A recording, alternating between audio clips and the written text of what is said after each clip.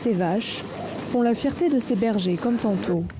C'est un nomade comme la majorité des habitants qui peuplent cette zone de transhumance entre le Mali et la Mauritanie.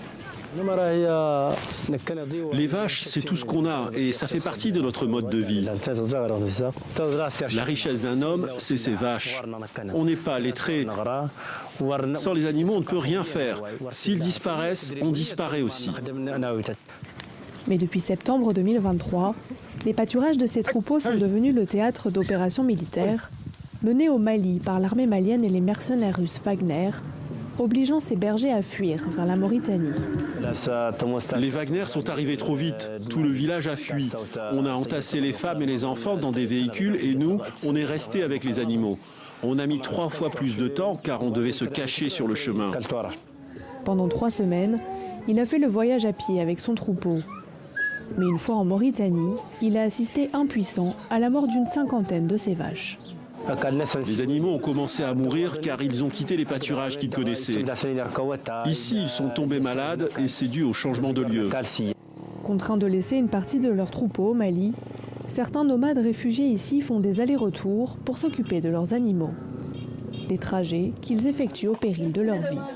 Alors à l'aide de leur téléphone, ils suivent en temps réel les mouvements de l'armée malienne sur le terrain. Des informations qu'ils se partagent discrètement. Même si tu es un pauvre, un civil, c'est la mort. Je n'y vais plus. Mais avant, quand je partais, j'enlevais toutes les informations que j'avais sur eux de mon téléphone. Pour ces bergers, leurs ressources seraient quotidiennement pillées, les pâturages incendiés et leur bétail tué par les FAMA et Wagner. Des accusations auxquelles n'ont pas répondu les autorités maliennes lorsque nous les avons sollicitées. Lorsque je suis parti chercher le bétail, les FAMA et Wagner étaient là. Ils ont tué une 40aine de mes vaches. J'ai essayé de ramener la nuit celles qui restaient, mais elles ont encore fui. Les animaux ne restent pas dans les endroits qu'ils ne connaissent pas. Endetté depuis, il vend de temps en temps une de ses chèvres contre des céréales pour nourrir son troupeau. C'est mon dernier sac d'aliments pour le bétail, avant que j'en achète un nouveau, à crédit. Les médicaments, n'en parlons même pas. Ici, pas de soins vétérinaires non plus.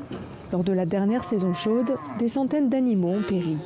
Saturés par la présence de ces troupeaux qui s'ajoutent à ceux des Mauritaniens, se pose aujourd'hui la question du partage des pâturages, mais surtout de l'eau pour les animaux et les habitants de cette région désertique.